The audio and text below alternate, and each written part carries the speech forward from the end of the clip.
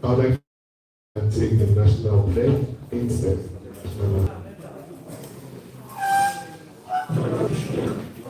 The pledge.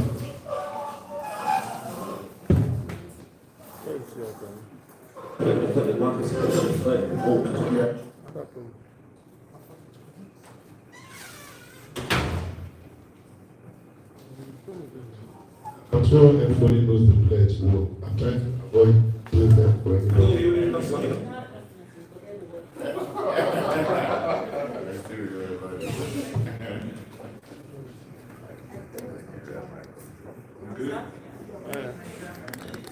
All right, can we recite it together? 1 to go. I pledge to Nigeria, my country, to be faithful, loyal, and honest, to serve Nigeria with all my strength, to defend our unity, and uphold our honor and glory, so help me God. Thank you very much, ladies and gentlemen. If nobody's been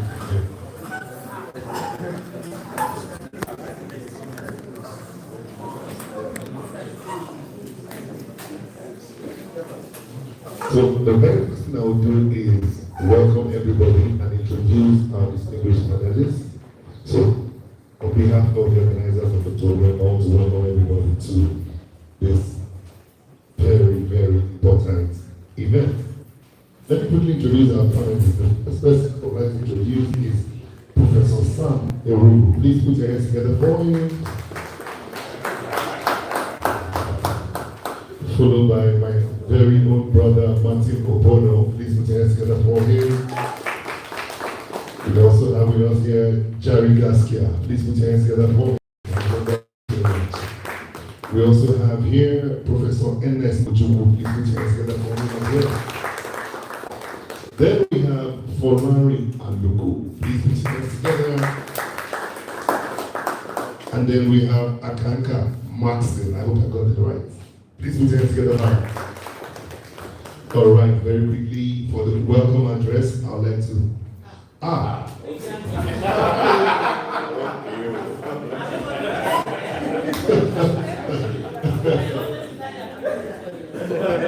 No, actually, you need no introduction. No, there's single. But you need no introduction. But officially, no. You don't need introduction, but officially, let me just do it. Please put your hands together for Aisha Yusufu. For National Peace and Stability. All right, so for the welcome address, I'd like to pass the microphone over to Mahmoud Yusuf of NULA. Please put your hands together for me. Thank you very much. Good morning, everyone. My name is Mahmoud Yusuf. I want to, on behalf of TAP Initiative and NULA Nigeria, welcome you all to this very important discussion. As we are aware, over the past years, the judiciary has come under a lot of, has suffered a lot of issues relating to its integrity, accountability, and perception from the people that it's supposed to serve. And at the end of the day, it affects justice. So this is an opportunity for us to look inward and see what we can do to support the judiciary by setting an agenda for how and what we want the judiciary to be. So welcome, and I wish us all a fruitful discussion. Thank you very much. Thank you for clapping for him. But because of how short the welcome address was, please can you put your hands together and give him thank you one more time. And for the opening remarks, I will pass the microphone over to somebody I always refer to as Fine Boy Weekend Capacity. Ladies and gentlemen, help me welcome Martin Obono. Ladies and gentlemen, thank you so much for coming here for this event. It is a thing of joy to know that we are going to experience a new dispensation in our judicial life and our justice system. The opportunity we have to have a new CJN and the female CJN for that gives us a very good opportunity to begin to make or see the kind of changes that we look forward to. And I think that this meeting is very crucial because it gives us an opportunity to engage on time and even before we begin to take on some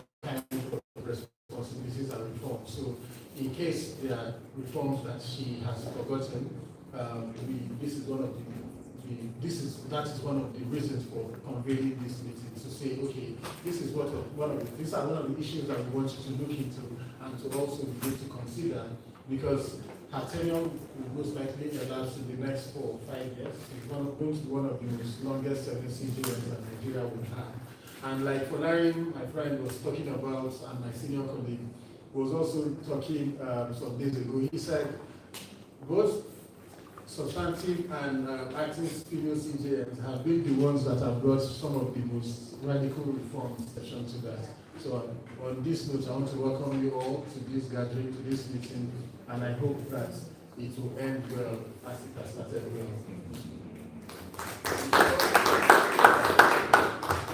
Because of the brevity of the opening remarks, this will just get up with more. So we go quickly to the declarations. Okay, so there's a Google message from Mr. Jerry Gaskia. Gaskia. Okay. You're welcome, sir. Good morning. I would think that a goodwill message is simply just to say goodwill and pass it as a message. But I think that I just want to urge us. For me, I want to commend this to us that when we are setting an agenda for a target that we are engaging, we are actually in reality setting an agenda for ourselves, because it's not a given that the target is going to adopt our agenda. So it's really to urge a commitment to that agenda from now on, and for us to just understand that whether that agenda will be realized or not is actually dependent on us and not on the target. So thank you all, and you're all welcome. Thank you very much, sir. As we did earlier, because of the brevity of his own, we are giving a message. Please let's put that together for him. I promised we'll be very, very sharp, so we'll go straight into the declarations. Please, can you give the microphone back to Martin Obono? He starts the declaration and then you hand over the baton. So let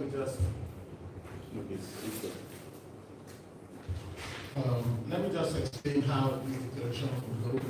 So I'm going to read the part of the declaration which is for the agenda, which is going to be page 1 to page, from the front page to the third paragraph of the second page. And then Kolanda will read from the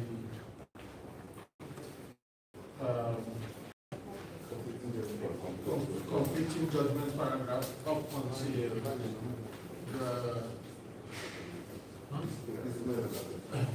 discipline and accountability. And then Aisha Yusuf will read from there to where election petitions begin. And then we will have Maka read from there to the other side. Because we cannot ask our erudite professors and senior advocates to read, so they will get stick to issues and then and then lead us with their knowledge and wisdom and understanding. We trust in the judiciary and question the impartiality of its decisions. Against this background, it is of utmost importance that the new CJN commits explicitly to a policy of restoring integrity and merit to the judicial appointments. Achieving this should necessitate the introduction of transparent processes of selection, advertisement of judicial vacancies, as well as nomination of candidates, interviews, shortlisting, and selection. By reinforcing merit-based selection and transparency, the judiciary can address past shortcomings and work towards a more just and equitable legal system that upholds the democratic values enshrined in the Nigerian Constitution.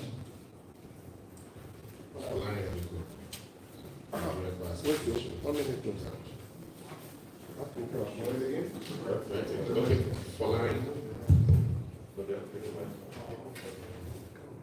Okay, gentlemen.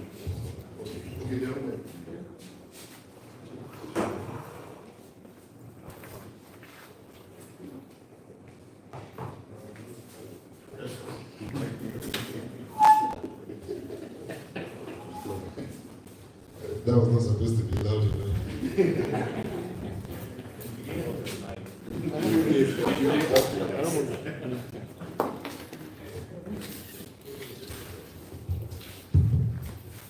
Following Aliko, Nigerian Bar Association Country Branch.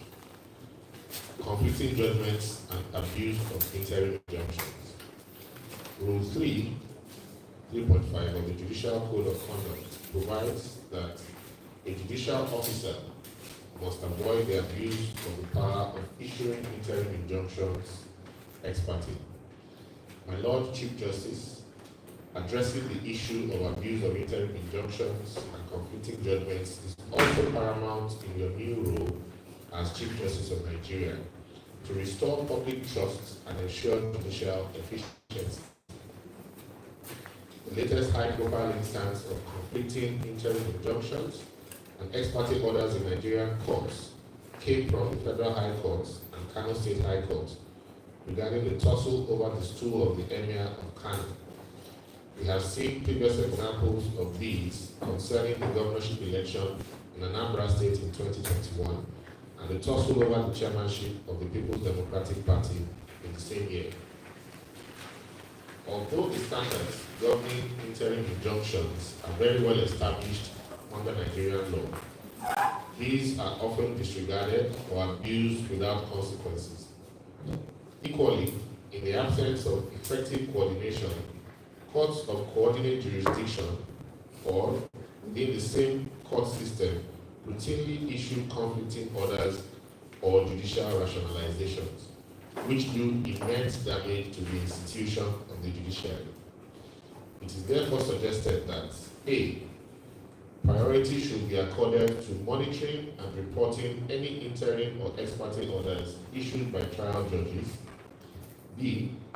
Similarly, there should be clear consequences attached to a breach of Rule 3, Sub-Rule 3.5 of the Judicial Code of Conduct. C. Judicial appraisals should be both quantitative and qualitative. Accordingly, they should proactively address evidence of ethical deficits in the work or output of judges. Implementing a system of regular performance reviews for judicial officers, focusing on adherence to ethical guidelines and the quality of judicial decisions will help in maintaining high standards of judicial conduct, and such appraisals should in turn manifestly form the basis for judicial elevations. D.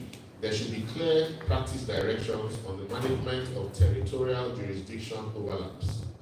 It is suggested for this purpose that the structure and scope of such overlaps should be agreed by the All Nigeria Conference of Judges, and the practice directions should be uniform across all the court systems in the country. E. The establishment of a centralized database or easily searchable platform for judges to share information on ongoing cases, especially those with the potential for conflicting orders, is vital.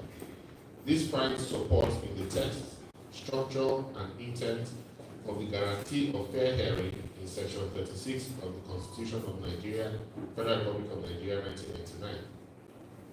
A court in which similar cases produce discordant judgments cannot be described as one constituted in such a way as to guarantee its independence and impartiality. By enhancing communication and coordination among judges across different jurisdictions, the judiciary can ensure consistency in its rulings. This step is crucial in maintaining the integrity of the judicial system and upholding the rule of law. Discipline and accountability.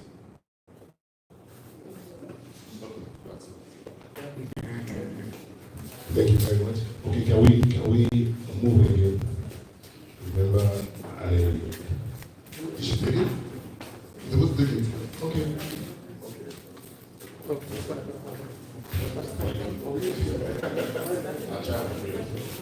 discipline and accountability. Under the scheme of Nigeria's constitutional system, the judiciary is supposedly an independent and co-equal branch of government. Under Section 158, Sub 1 of the 1999 Constitution of the Federal Republic of Nigeria as amended, it is not subject to control or direction by any authority or person while exercising its constitutional powers. As an attribute of the independence of the judiciary is self-regulating. Responsibility for discipline within the judicial branch rests with the NJC. Thank you very much for finishing your work. All right, please, you may now move your kayak to...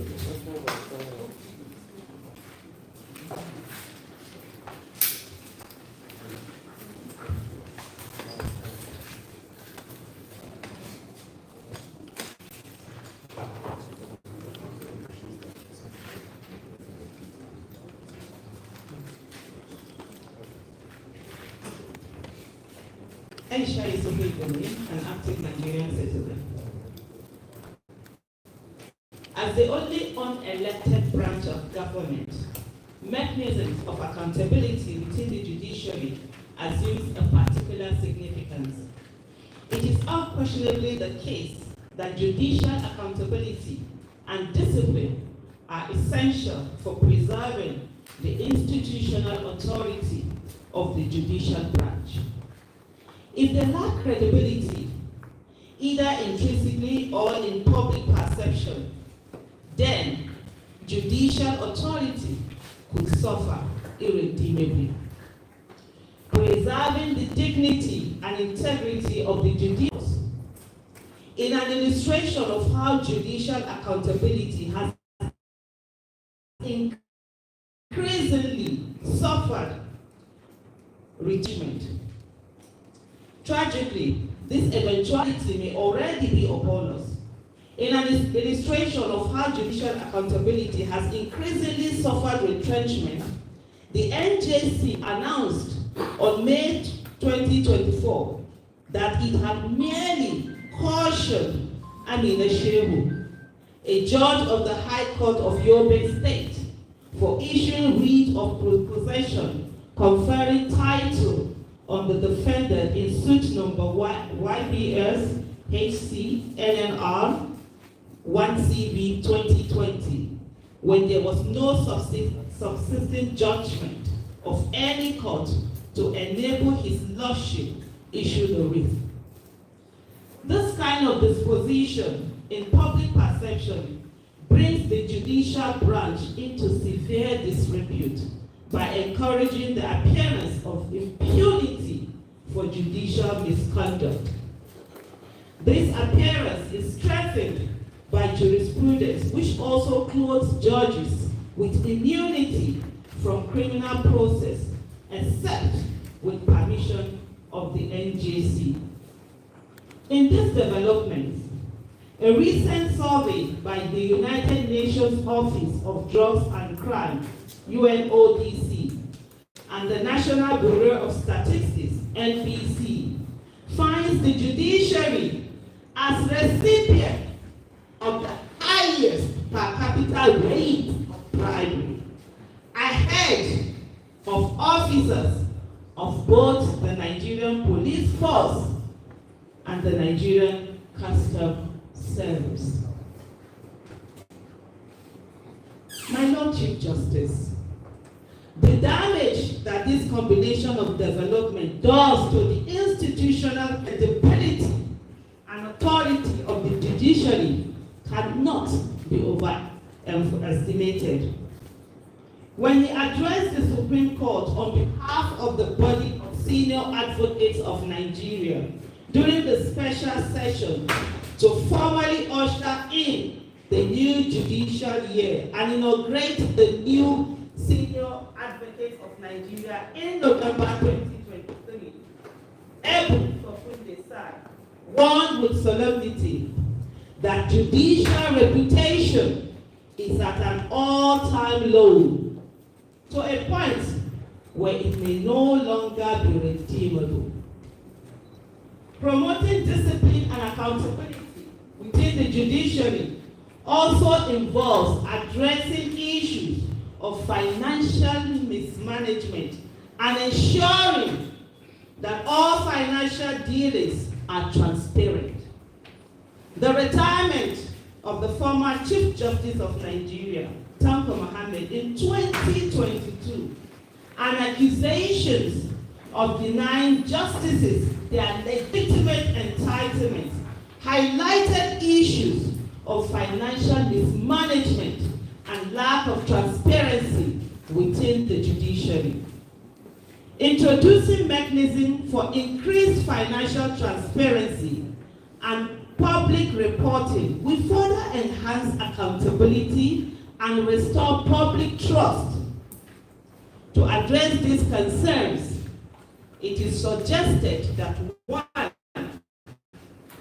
Disciplinary processes within the judiciary should be both prompt and decisive, and dispositions or punishment should be calibrated to be proportionate to the seriousness of the misconduct. A situation where a judge is cautioned after being found guilty of issuing a writ of possession without an underlying judgment is indicative of an can you say that again? I said it in abstract. Egregious, dysfunctional system of discipline and accountability. This is where my microbiology first course is trying to get me there. I'll get to it. 2. The CJN should provide periodic information, updates on the numbers and outcomes of disciplinary cases before the NJC. 3. Similar information should also be provided about judicial budgets. 4. The CJN should initiate public consultation to announce within 6 months of assumption of office measures designed to address the escalating patterns of judicial corruption as documented by the UNODC NBS Corruption in Nigeria Report 2024.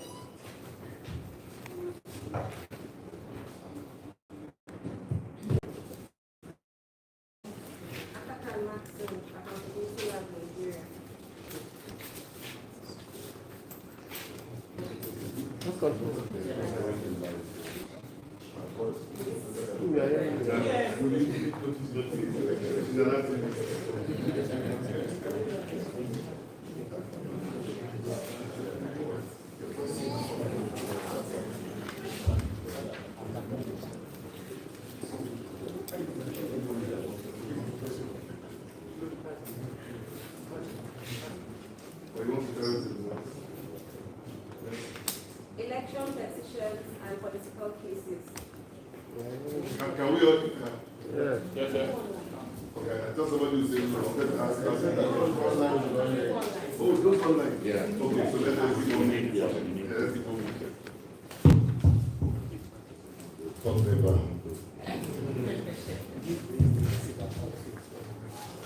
Agatha Maxson, accountability, included 139 civil appeals, 102 criminal appeals, and 28 political cases.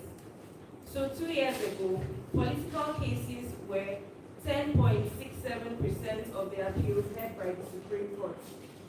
According to CJN Ariwola's report, the same court in the past year had a total number of 251 judgments, of which 125 were political appeals, 81 were civil appeals, and 45 were criminal appeals. In just 2 years, the output of the court had fallen by 6.69%, and political cases rose from 10.67% to 50%, 49.8% to be exact. Even allowing for the fact that 2023 was an election year, This rate of growth in the quantity of the category known as political cases remains troubling. This is separate from the additional to the category of political petitions. The volume of election petitions has become an adverse charge on the credibility of the judiciary and a burden borne mostly by ordinary litigants who have an election or political business. For example, the number of election petitions decided by the court goes from 811, that is 54.4% in 2019, to 1,209, or 80.82% in 2023. This has become an intolerable burden on the judicial system.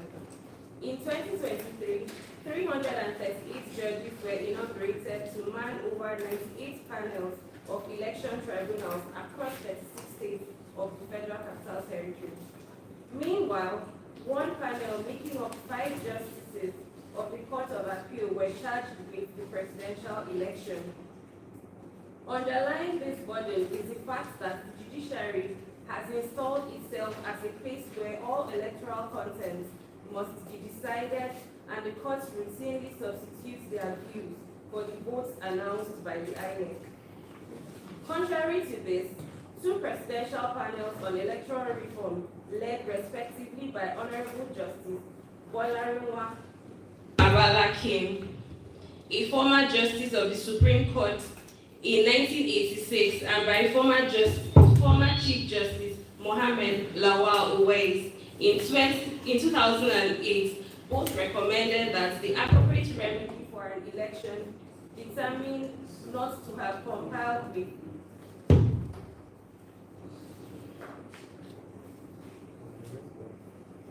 Contrary to this, 2 presidential panels on electoral reform, led respectively by Honorable Justice Bolarinwa Babalakin, a former Justice of the Supreme Court in 1986, and by former Chief Justice Mohammed Lawal in 2008, both recommended that the appropriate remedy for an election determined not to have compiled with the applicable law is to order a rerun and not for the judges to deny or defeat the constitutional imperative of popular legitimacy as the foundation of the mandate to govern in a democracy. The politicians have taken a cue from this and have not only deluged the courts with election petitions, but also routinely importune judges with offers designed manifestly to pervert the cause of justice. The election petition system has increasingly become arguably the most significant threat to the intangible foundations of fairness and credibility on which the judicial system should be anchored. This is in desperate need of redress. Accordingly, it is suggested that 1. The Chief Justice should initiate a reform of the election dispute resolution system to ensure the implementation of recommendations of the Babalakin Commission and the Ways Panel recommendation concerning the need for courts to support the will of the people in elections and or to ensure the ascertainment of such will so that it can be protected. 2. The category of political cases should be reviewed and court systems should be encouraged to establish alternative dispute resolution mechanisms for political disputes. 3. Consideration should be given to utilizing retired senior judges for the administration of election dispute resolution so that serving judges may be preserved for regular court work. This will significantly redress the exponential growth of the delay in court cases. 4. To end the inordinate political investments in election petitions must be disposed of promptly and fairly. For this to happen, no elected person should assume office until a tribunal or court is disposed of. The current practice whereby only the candidates are sworn in despite pending petitions against them is one of the bane of judicial capture. 5. Additionally, the fact that the burden of proof in an election petition rests on the petitioner who did not conduct the elections discourages credible elections and incentivizes a growth in a burden of election dispute resolution in the courts. In keeping with the recommendations of the Uwais Electoral Reform Panel, INEC should bear the primary burden of establishing compliance with the applicable laws governing elections. This should over time improve the conduct of INEC and ultimately help to reduce the burden of cases going to the courts. Thank you very much, Maxine. For reforming the Supreme Court, I pass the microphone to G. Ukanga. Max English, maybe you should start activism so that you won't be needing microphones. Thank you very much. Mujirayo Ogulano. Reforming the Supreme Court. In the 30 months from the beginning of 2021 to the middle of 2023, 3 justices of the Supreme Court tragically died in service. This period coincided with the revolt by the justice of the Supreme Court against the conditions of work and judicial well-being at the Supreme Court. These 2 developments underscore very clearly the urgent need for a reform of the Supreme Court. As the apex court, the Supreme Court should settle the most rarefied questions of law and legal policy in Nigeria. Instead, the court is burdened with settling all manner of cases, ostensibly without the power to decline most appeals. The result is that the docket of the court has become ungovernable, and the average duration for resolving non-political or non-electoral appeals to easily run over 1 decade. This endangers the constitutional promise of fair trial within a reasonable time and underscores the need for urgent reform of the mechanisms for case and court governance at the Supreme Court. Reforming the Supreme Court of Nigeria necessitates both structural and procedural enhancements to improve its efficiency and effectiveness. The Supreme Court is overburdened. The changes required will entail leadership from the CJN as well as cooperation from the elected branches of government, especially the National Assembly. In particular, it is essential that A, the National Assembly should review and reenact the Supreme Court Act and amend the Constitution to limit the kinds of appeals that can be introduced to the Supreme Court. This amendment should enable the Supreme Court to set up a threshold admissibility competence by which it can decline appeals that are unsuitable, unmeritorious, or which merely involve already settled principles of law. The full digitization of the Supreme Court is long overdue. Judgments should be publicly available on the day they are delivered, and it should be possible to do filings at the courts remotely. The court needs to implement a structured system of judicial clerkships, which should help to relieve justices of some of the tedium of research and writing. D, it is imperative to invest significantly in ongoing training and capacity building of justices, as emphasized in Section 292 of the Constitution. This training should focus on equipping justices with the skills necessary to navigate complex and evolving fields of law, such as information technology and artificial intelligence, which are increasingly relevant in contemporary legal context. And this will also take into cognizance digital rights. By ensuring the justices are well prepared and up to date with the latest developments in these areas, the judiciary can enhance its ability to handle sophisticated cases effectively and deliver more informed judgments. In conclusion, Pass the microphone to Martin. Okay, please. in conclusion, my Lord Chief Justice, he highlights pressing priorities for the incoming Chief Justice. There remain additional issues, such as the question as to whether the National Judicial Council has continuing relevance. What should be the composition, if it continues to exist, of the NJC, and whether or not it should continue to coexist as it presently does with the Federal Judicial Service Commission. These issues are not addressed in this briefing.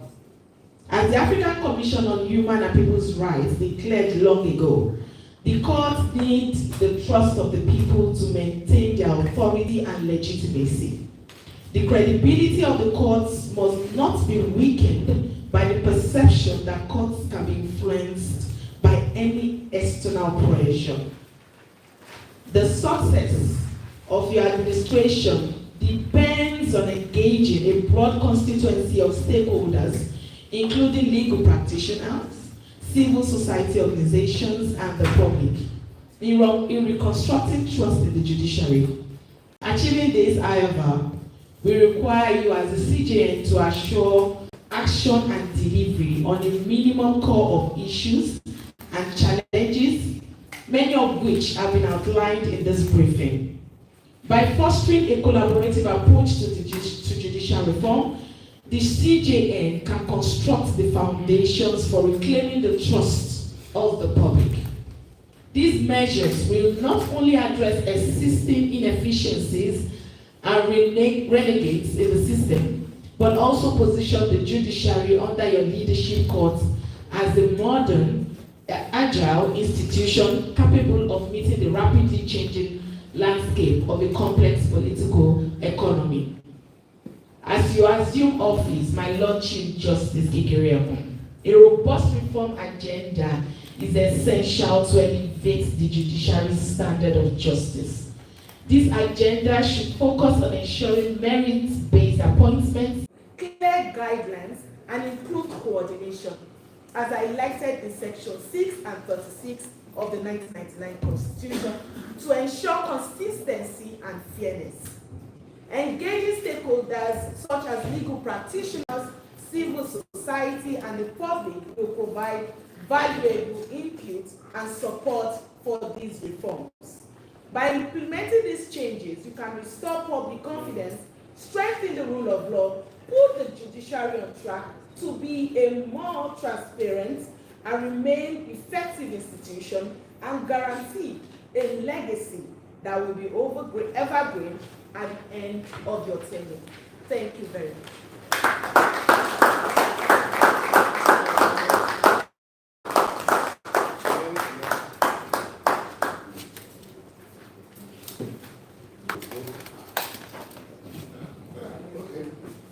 Going by the length of the classes, you know that we've done a very fantastic job. Let's get that to yourselves one more time. So we now open the floor for questions and answers. To respond, okay. Sorry. See, the professor and the senior and the student too. The agenda is well written, well thought out, and well written. Very well written. I've had the privilege of going through it before now, and I found it very good. So I congratulate all of us for this agenda. We wish to present to Jesus. just to mention a few things that my eyes earlier. Whenever you want to cite the Constitution fully by adding Federal Republic, if you want to cite it, you don't need to. If you want to cite it fully, 1999 cannot confirm. Constitution of the Federal Republic of Nigeria, 1999.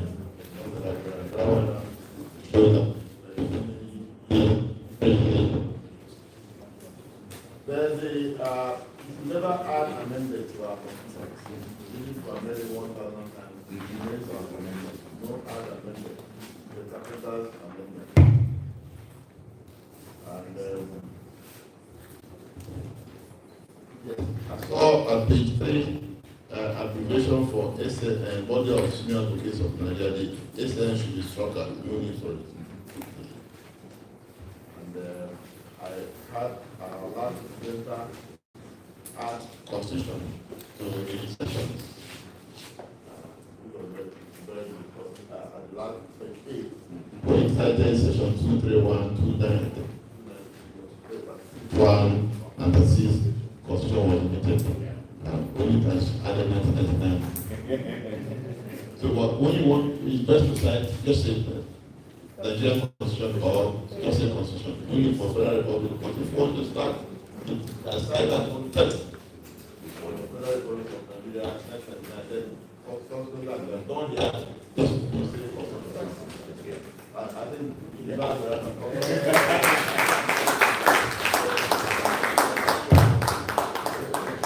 that was very insightful. Okay, sir.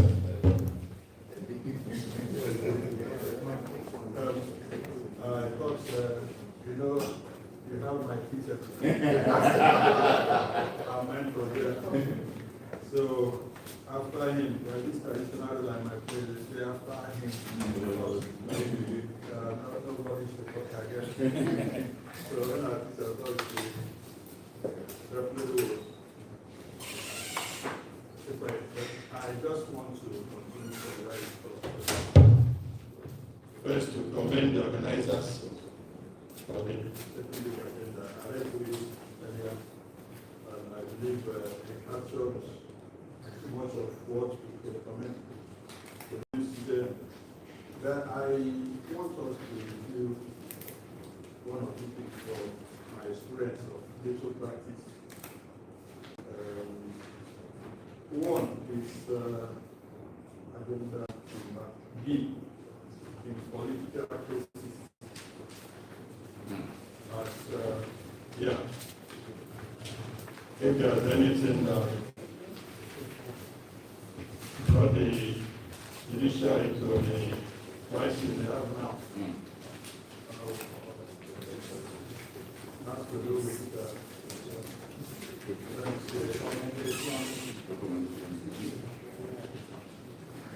no, I didn't get it. So if we look at page 6, recommendation B, the first one there, where we are recommending ADR mechanisms for political disputes. I think we should review that recommendation. Making this recommendation, we should be taxed and go straight to those issues that are possible. If you know the psychological makeup of the average Nigerian politician, ADR has never worked, and I'm not sure it will work. That's why we have so many of these cases. So let's review that. Then the next one, consideration should be given to retired senior judges.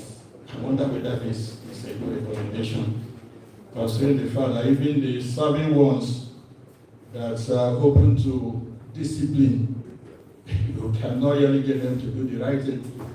And I think it will be worse when you use the retired ones who actually need this money. We're talking about more.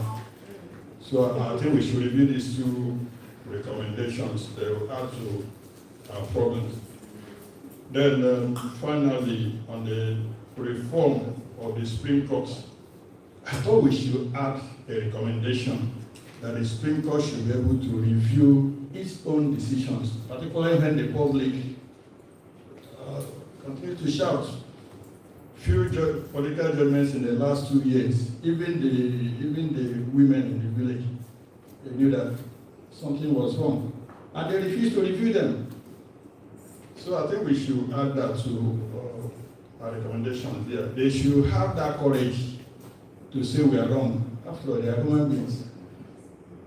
I don't want to mention some cases, but we all know those cases that they ought to have reviewed them. In my submission to Mahmoud, I said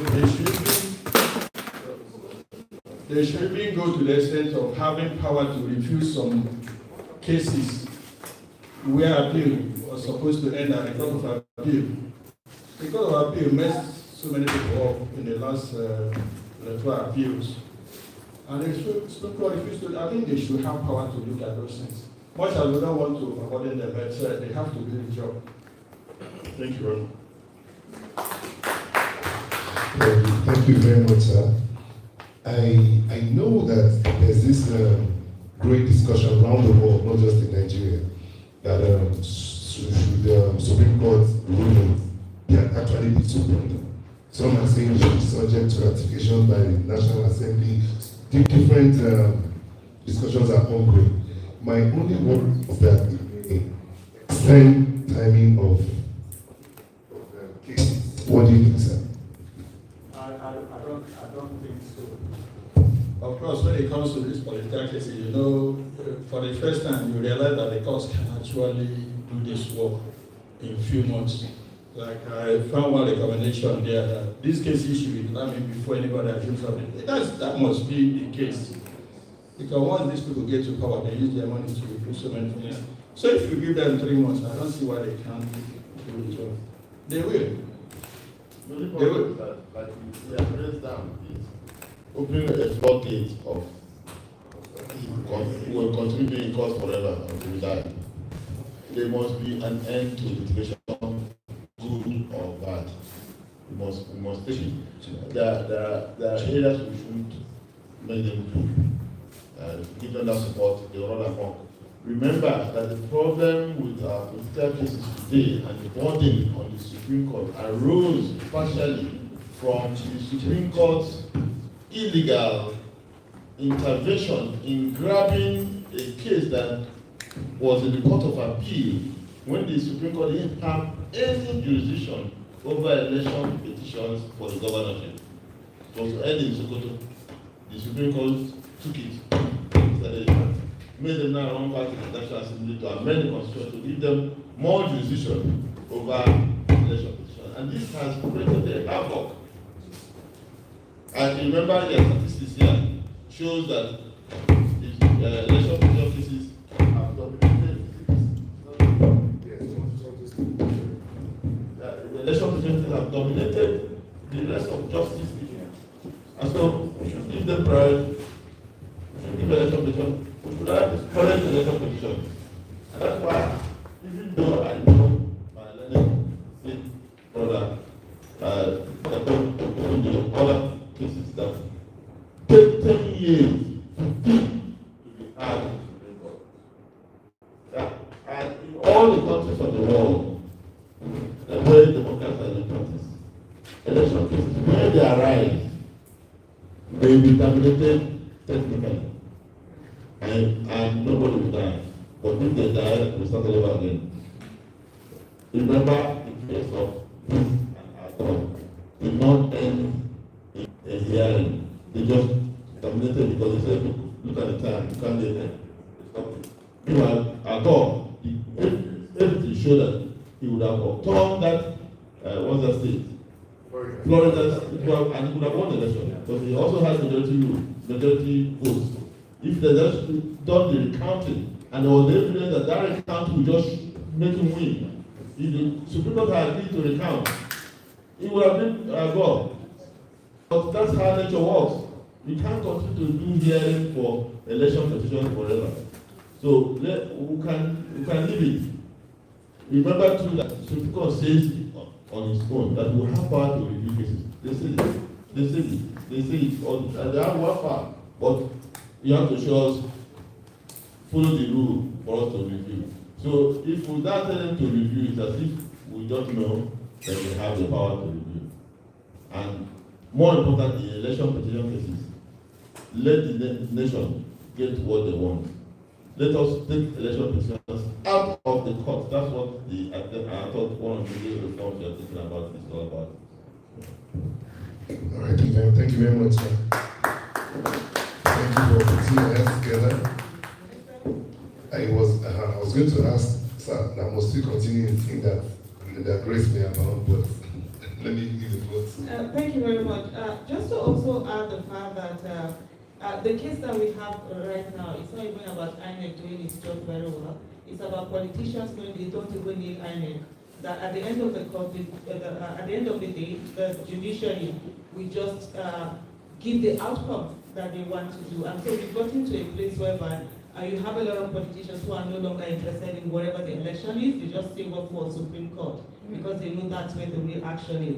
If we look at 2015, where the court will say that the card reader is not admissible in court, that was just a huge blow to all that had been done with the electoral reform. So I think that in a way, the judiciary needs to on its own take itself out of all of these election matters and ensure that INEC does what it's supposed to do. Head of that FCC that interviewed that. So, like 3 weeks before his departure, the name of this same lawyer has appeared in the new list, and it appeared to have been endorsed. So I'm just wondering whether this incoming CJN is going to allow that kind of thing to happen. So if it goes ahead, if this new CJN goes ahead to approve that list with the name of this lawyer in it, then I think that, maybe our exercise here will just be futile. Then the last thing for me is that the CJN, the current CJN, has been in obvious violation of the code of conduct of judicial officers by using its position to, make some appointments that favor members of his family. If that is truly the case, as has been said, who sanctions, who punishes him? Is he just going to go away with that violation? If he has been in breach of that code of conduct for judicial officers by this appointment, will those appointments stand? Those are issues for me, really. All right, thank you. You noted. Prof, you want to answer now or let's? Okay. Let Prof respond to that. I'm taking out of the box. First, there's no law that says you cannot appoint your wife or child when you are at the head. There's no law. The rules about procurement requires you to create an environment for equal opportunity. In which case, the only thing you are required to, for example, is to declare to the group, this is my son coming. And you step aside from chairing or being a member during his interview. That's all that the procurement rules require. I have not violated any law. No. There's no violation. The only thing that many people may not want that kind of appointment to happen at that time because it will, no matter how I have explained the rules now, the average person on the street will not see that my explanation. They say, yeah, because it's their father. And in reality, if I'm the father and I'm sitting over this committee and I appoint you, even though I'm going to obey the rules, my position is enough to have appointed you. So that's why people will not want to see that appointment happen in a tenor. Because even though I'm going to say, it's my son coming on, and I'm going to withdraw from presiding, and I step aside, all the members that will be intimidated already, knowing that it's my son is coming. That's why it's not good to appoint during the tenor. But in terms of technical rules, the rules of procurement just permit you to say, declare your relationship and stay away from the person. That's all that happens. So you can't find it guilty, but you might find it not morally justified. That's the only difference. Yes. That's what it is. That's what I'm saying. My name. Right. But this one ended up getting Yeah. if you are So,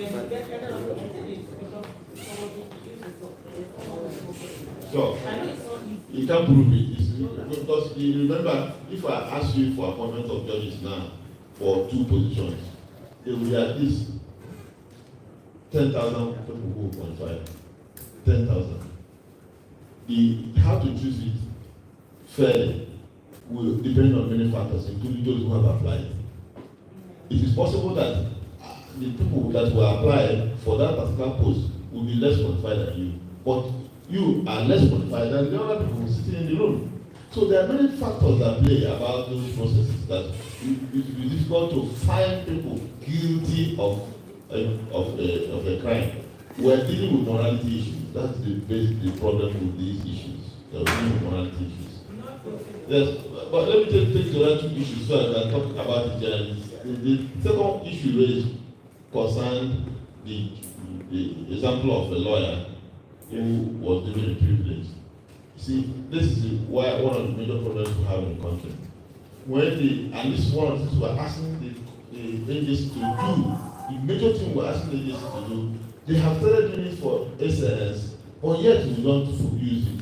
So it seems to me that many times Nigerians want something, but they don't care when it comes. Now, what is that to? We're asking agencies to advertise the list of those that are shortlisted for appointment of judges early at the first shortlist and give the public a chance to have a say. Now, they have not agreed to do it, but they have agreed to do it for SNS for the past 10 years. That list was published, and you are given 2 weeks to comment. And you didn't comment. So how will you now be fighting the man now, or woman? The whole Nigerians were given 2 weeks to decide these names on this list. Should they be made SNS or not? But you didn't say anything about it. So this is where our problem is. How do you not start blaming the persons for doing it? There may be other reasons. The reason for the lying at that time may have been explained with mistake. You won't know. It's only when you petition or complain that those issues will now be brought to fore and discussed. And the whole 200 million Nigerians were given that opportunity. Can only take it. And that's how almost everything happens in the country. We just keep complaining on our WhatsApp group, but we don't take action. So we can talk about that, but the third issue is the one relating to the August case that. Oh yes, the August case was an aberration, a complete aberration, known to everybody. The fact that the NJC itself and the Supreme Court itself did not fight the matter. It tells you that it is not a question of law anymore. Yeah. On the face of the law, you can drag the CJN to the code of conduct. That's what the law says. There's nothing wrong on that. But the NJC had just before then, based on that harassment they had over their judges, searching them in the night and so on, issued a new guideline on how to deal with problems relating to crimes and so on for judges. First report to us, give us the evidence. When we review it and find prima facie case, we will either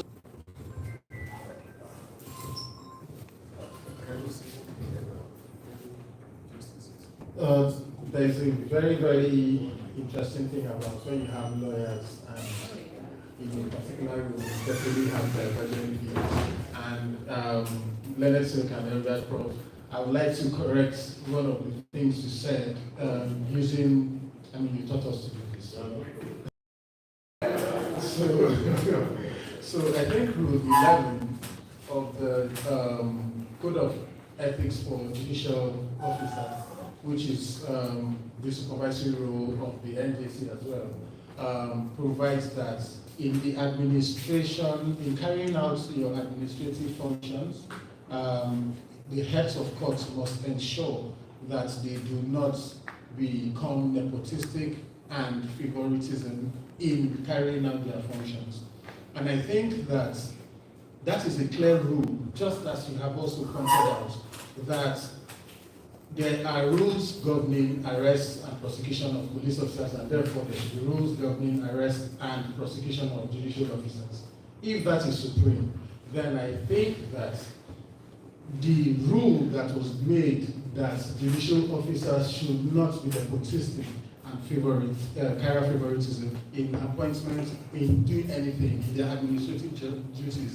I think judicial appointments are also administrative duties. They fall under administrative duties. And so if a CJN decides that he's going to ensure that his son is elevated from the High Court to the Federal High Court, his daughter-in-law become this and that, I think that is favoritism. No. If you are listening to it, you are listening that part of it.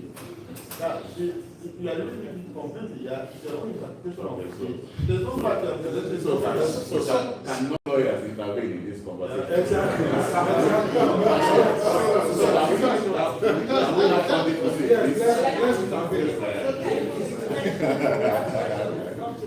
So if you essentially decide that you would allow, because you're the CJN, you're sitting at the helm of affairs, and your daughter or your children are made. I don't know what that is the question. So there's a question about qualification.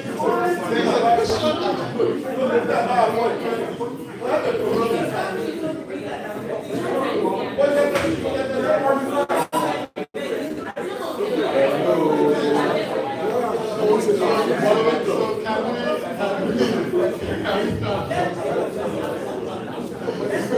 Okay, so let's hear the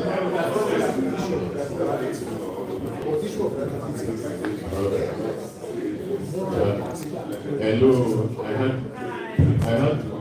had to correct it before I was there, but I'm not lawyer. Anyway, and it's a good thing because this was where I wanted to start my comments from. I have three things that I wanted to suggest. Of course, I'm in full agreement with, because I saw the text before now, but also with some of the edits and some of the pieces that have been made. I thought in going forward, what should we do? But since this conversation right there, I think that we need to, all of us, as individuals and as citizens, as citizens and as Nigerians, so we also need individually to step back. Of course. Because I also see that oftentimes we also bring our biases into conversations. And because of those biases, we don't also allow institutions to work. And we need ourselves to be self-critical, to separate. So it doesn't mean that you cannot be partisan or you cannot support something, but to be able to separate that when we are also, relating with it. Because that's very important. Even with that last election, okay, there were many of the, I'm not a lawyer, but there were many of some of the rulings that you can question, but there are many that were made on the basis of the rule of law, as it existed at that time, in its interpretation, as it existed at that time. But we had our biases. So it's important for us to get that very clear from the beginning, because if we are going to set an agenda, we must be able to balance between what our preferences and partisanships are and what we want to see done institutionally. So that's my first advice.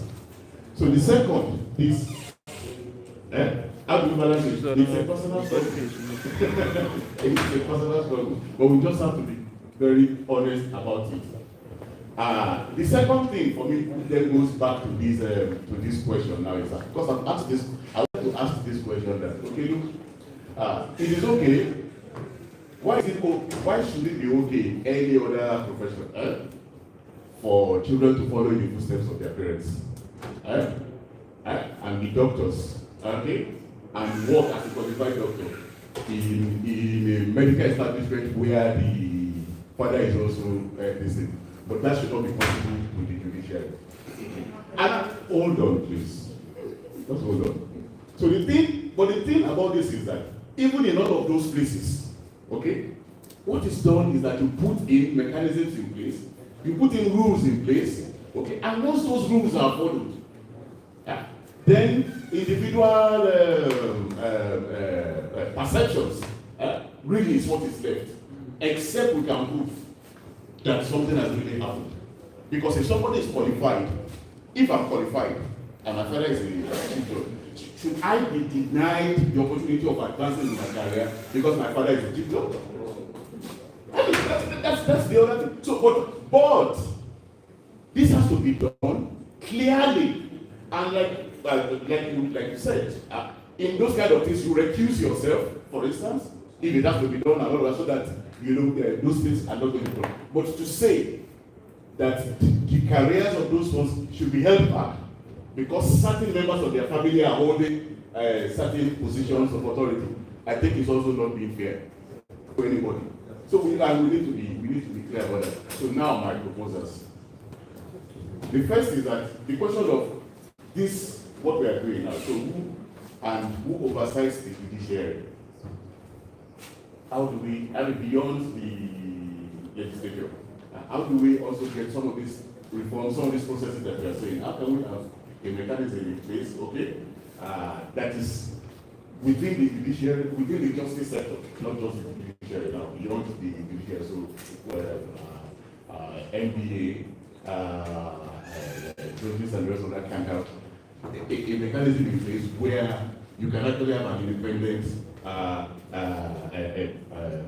ombudsman or whatever that does that job, okay?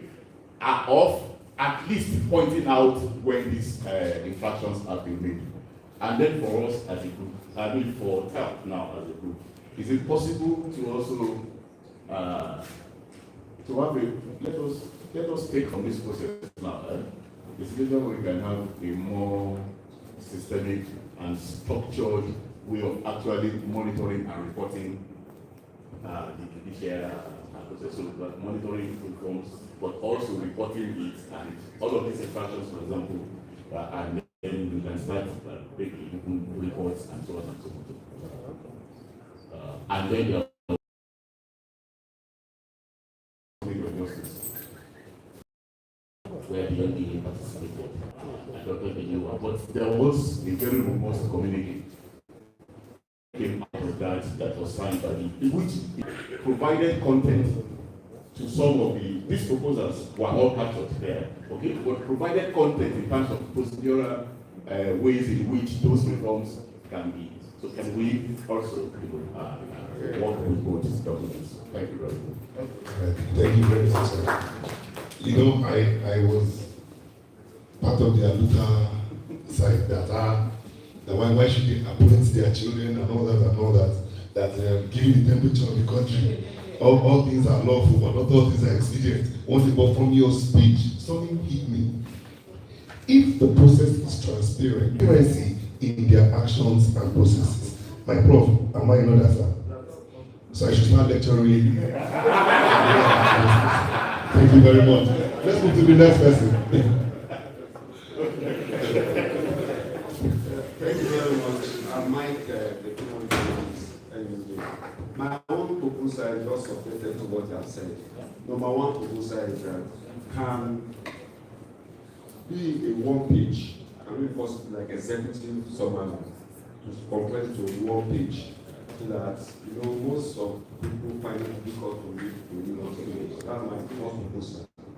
Then the second proposal, which I also want to make, is that we know that you did excellent work, just like you have said, excellent video. But my question though is that who take initiative? Because I want to collaborate, that there will be termination, like endorsement, other societies, so that it don't be as if one man organization. So these are two suggestions which we can make it a way and to do as if it's not one man organization but a collective action. Thank you, Mr. Thank you very much. You know, the problems are too many, so I don't know how to fit into one page. But it's all right, we'll take it on that. All right, next person. Then there are just endorsements. I'm sure TAP Initiative, they are working on that, building a coalition of people who will serve as watchdogs for judicial activities and judicial. And the endorsement of this particular, this communique. All right, thank you. My brother Suleiman Mande from CISLAC, who is representing my very good brother Sajani. You have the floor. Thank you very much. It always breaks my heart, to be honest, when the last hope of the citizen, that the judiciary always compromises its values and principles to favor politicians and people this way. I think Dwight E. Eisenhower said that a people that values its privileges more than its principles will soon lose both. And I think we are at this very critical moment in our nation's history, whereby the privileges will value more of our privileges than our principles. And let me say this clearly. There are certain principles that are non-negotiable in the world. Things like integrity, things like accountability. We talk about transparency in our systems. But I also point out that transparency cannot be effective when there is no discipline and accountability. And accountability from the perspective of personal accountability and structural or systemic accountability. Right? Effectiveness in service delivery, integrity. These are key principles that are non-negotiable. Any country that advances, if you look at their systems, these are some of the things that you see at the foundation of their systems. And whether we like it or not, these things, if we don't hold them, these principles, we will always come back to the same table talking about the same thing, year in, year out, every day. So I think I would task us all, as individuals, groups, organizations, and as a country, that we must uphold some principles that are non-negotiable. That points to the question of enhancing discipline and accountability in the judiciary. But I'll also say that not only the judiciary, but in all our institutions, in our homes, in our families, in our schools, these are things that will give us the necessary progress and development that we need.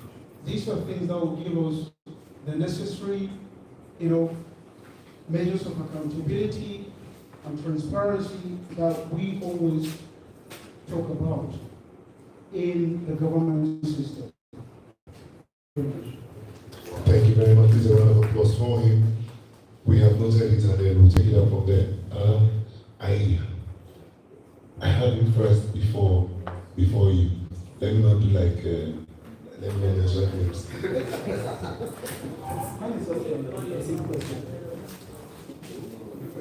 My name is Alex, and I for this newspaper. Like one of your colleagues said, he said this proposal we are making is not for the person, though it's for the incoming CJN. But in the event she doesn't accept, I want to ask, what will you do? There are these two proposals here on how to reform the judiciary. If at the end of the day, I remember when you wanted to do this, you said within 6 months, the timeline of 6 months. If after 6 months, this woman seems to be looking at what you are proposing, what will this go to do? That's why we have Aisha Yusuf here.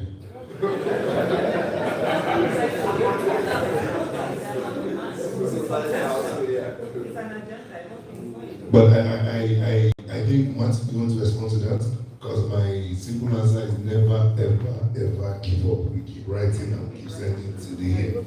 But let's have Martin. So thank you very much. I think one of the when I started out with my opening remarks, I talked about the fact that we have a window of opportunity, that this is a new CJN, and I think that in my interactions with people who have been in government, especially presidents, ex-presidents of Nigeria, they tell you, do you think I ever wanted to fail? That's the question, and at least I have the answer I've received from 3 presidents on a one-on-one basis. And I think that anybody who means well would not be resistant to reforms, especially reforms that are harmless. And so we are using every opportunity that we have to negotiate the dialogue, to advocate for this CJN to accept some of these reforms and make them work. In events where it is difficult to say, oh, we cannot carry out X, Y, Z, how can we help? So we are not just consistently going to be on the antagonistic side saying, hey, you must do this, you must do that, and all that. But when the time comes for that, we will not hesitate to use those approaches as well, just as we did with the outgoing CJN. I like the way you ended it, because it's our responsibility to ensure that Nigeria works. Okay, you have something? Just to add also, I think sometimes when we are looking at issues, we always look at from the end or protest or something. That's usually the last measure when there's something. The most thing is, having that dialogue, having that conversation, and most importantly, seeing how it pays her to do all of these things. At the end of the day, if she does this thing, it's her name that is going to be there, written in gold forever. We see what the CJN in Kenya. I don't know whether they call it CJN, but the same position. I don't know. I think it's still the same Chief Justice of Kenya. See what she has done within her tenure and how people are talking about. So we can also do better than that. I think those are some of the ways that will work with us. Thank you so much. So you've heard it, Aluta is the last resort. All right, you have the floor. Many thanks for the opportunity. I want to address my name from Citizens Gathering. Yeah, so political cases are time bound. So when after an election, you have 90 days to do report and work. But then we have civil cases that spend sometimes 2-3 decades in open court, from the trial court to the appellate court to Supreme Court. So I think we should also ask the incoming CJN what plans are going to be put in place to ensure that cases do not last for decades before they get to the final point. And then for cases that are already in this scenario, lasting 9 decades, what is going to be done to ensure that they get cleared out of the decades? Martins, I hope you noted. Yes, I hope you noted that, because I know Nugget's case has taken over 5 years and it's just coming back. And I know the bizarre judgment for, is it judgment for hearing for next month, Abi? So. 3 months ago, I was at the Supreme Court, and they heard my motion anyways, and well, okay, so we are going to adjourn your case, and it was March 2027 that my appeal will be heard. And March 2027. March 2027, my appeal will be heard. That's, yes, when I appeal for the court.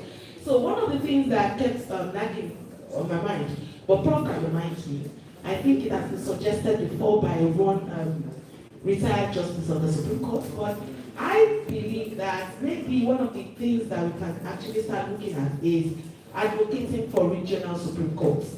And when I say regional Supreme Courts, I'm talking of Supreme Courts being established in all the regions, the 6 regions that we know. Like we say, these are the 6 regions of Nigeria. Maybe we can have that. And I know that would also go into constitutional amendments. I actually agree with you. I don't know how that would work with the Constitution, but it makes a whole lot of sense. And we have to keep talking about it. It has to be on the front burner of discussions. We have to keep talking about it till it's given some consideration. Any other question? Okay, I think this will be the last one. Okay, let's have you. This is a comment.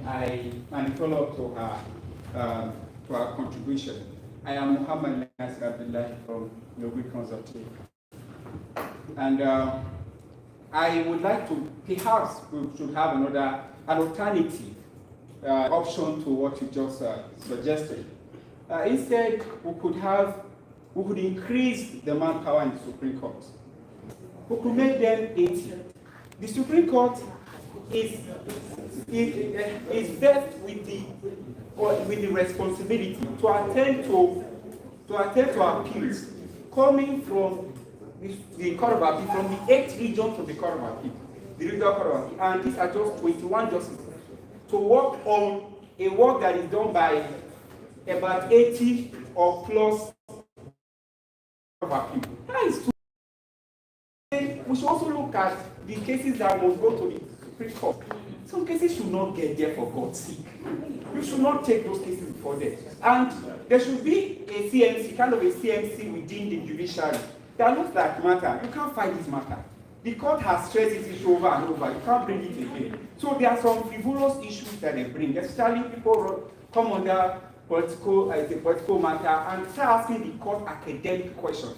Professor is there, and those type of things should be looked at. And lawyers should be sanctioned seriously for bringing frivolous, because that eats up the time of the court and waste the judicial process. So we should also work on the lawyers and the system itself. Thank you very much. There's nothing wrong with our system. All this we're talking about, including whether we should have monthly JC and so on, there's nothing wrong. Whether maybe half solved or not fully solved. The more courts you create, it will not solve the problem really. The more judges you appoint, it will not really solve the problem. The problem is we don't want to let go of what we have. That's the reality. The Constitutional Amendment we have been crying for to limit the cases to go to Supreme Court. If we do it, we will cry and say that courts of appeal have made wrong decisions. Let's go there. You know, we still want to push it to the Supreme Court.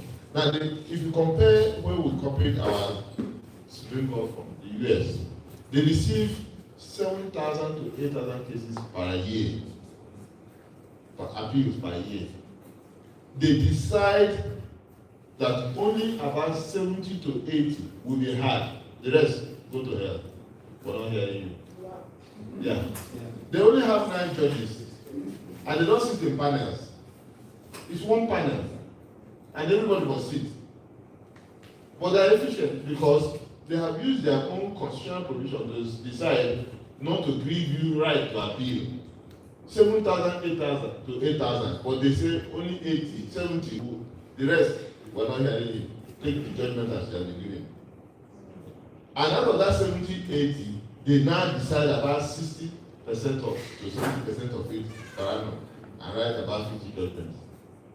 And go on holiday in June and enjoy themselves. Now, here we want to fix all those 10,000 cases. So why won't they give you 2027? Are they ghosts? They are not. And so what has happened is that instead of using the time to say this is important to be had, this is important to be had, they will close their eyes and put cases 10 years away. Those important ones will not be heard, and people will die before they come there. So it is a human being, and our constitution says they have a power to say you can't appeal. There are some who have said right to appeal. We can talk about amending them and give them a holistic power. Leave. You must get leave. Even those ones who say get leave, including of appeal, there's hardly anyone that don't give you leave. It's only when you come there and they start arguing with you, they spend another 5 hours arguing with you and forcing you to withdraw it. And threatening you, that's all they can do. But I've already fixed it. So it's a human being. 9 judges, but there are 30. 9, only, and it's not panel. Well, they're not more trusted than us. They're also, yeah, but remember that they're divided in terms of at the other days. They know. We already know where decisions will go. But there are certain other cases related to human nature. The ones that should not come. Take that one that will be you. So it's our culture. We don't want to end it. We don't want to end war. So until we all agree, it will not. No amount of amendments will solve our problem. We have appeal that we are not even dreaming of finding a date. There's one that didn't dates down for 2014 cases. Those 5, that's one that didn't dates.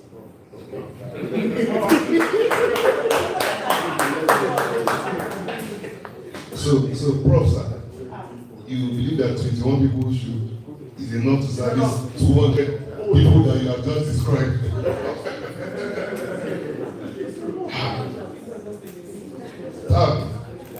That initiative, what do we do? 21 people is it enough? Is it enough? But I think, Prof, I think there should be some consideration for some of the.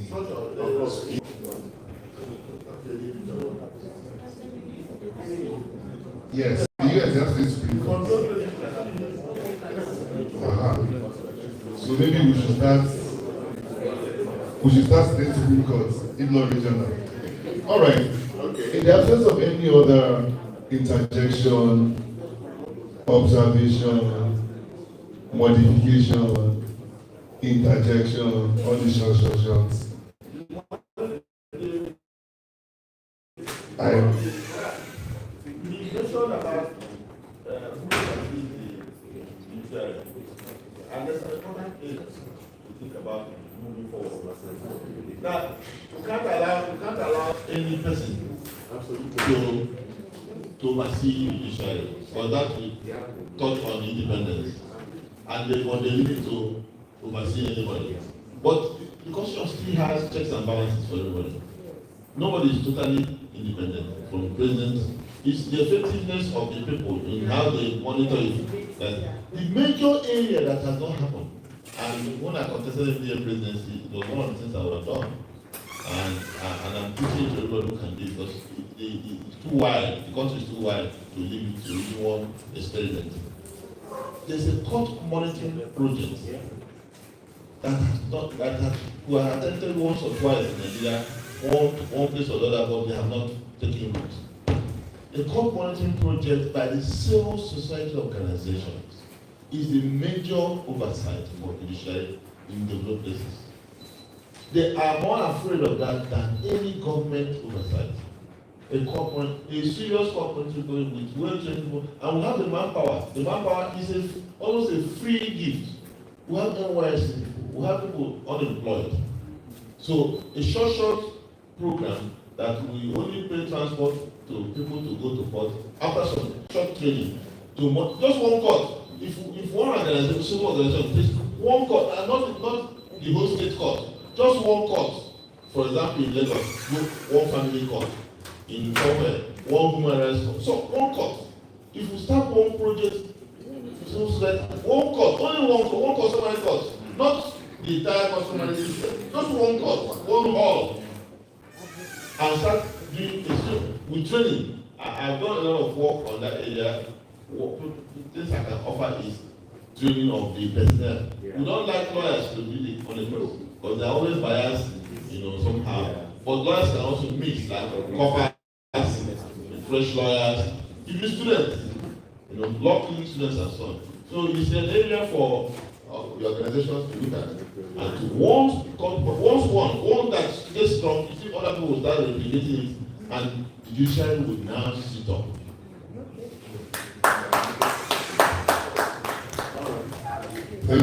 Thank you so much, Rob. Any other intervention? In the absence of any, I want to say better is the end of the thing than the beginning. I would like to hand over the microphone for the closing remarks to Fine Boy We Get Capacity. Please put your hands together for Martin Okoye. My name is Ojubu Onyekachi. I'll be your friend for the morning. See you next time. Oh, thank you. Let me be proud. I can't sit to class. If I get to class, you do very well.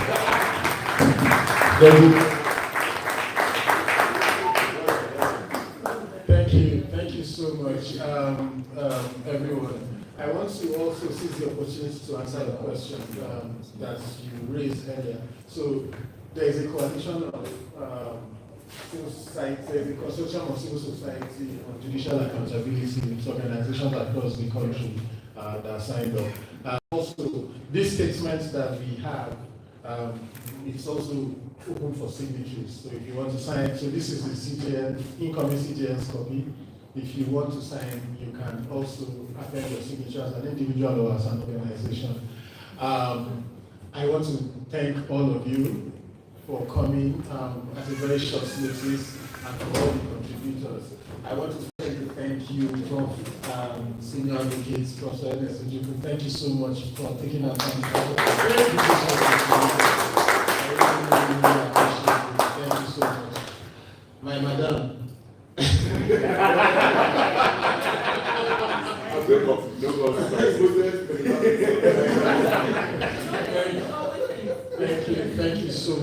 all you do for the country and for all of us. We are very grateful. Thank you so much for coming.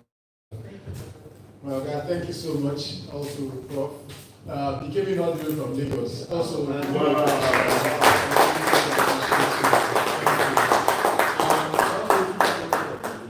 he's also a senior advocate of Nigeria. I also want to use this opportunity to thank especially Lulai, without whom we probably wouldn't have had the professors and senior advocates in this. I really want to thank you for your partnership. We hope that we will do this, you will continue to partner with us to do this on a grander scale, and with the suggestions, recommendations that we also have had from this, we will extend the conversation and expand it, and we hope that you continue to find us working partner in the judicial accountability struggle. I want to also thank Gabo. Gabo has been also a partner in judicial accountability. And thank you, Sheyi, for representing Gabo. Marga, how can I not see you? Marga from PPDC, thank you so much for coming. And everyone else who has been here, Ogajaye, thank you so much. This is our leader, our general, our field marshal.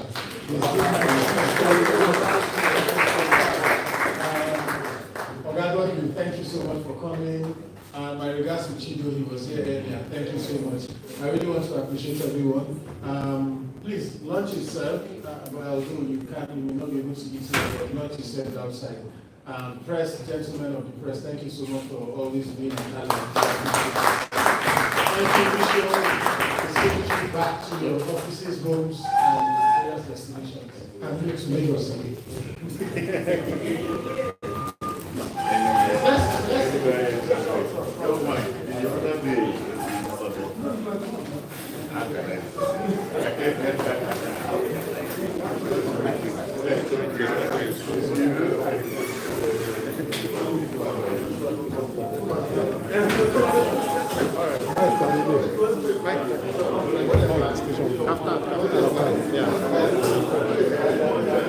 Don't worry, just on your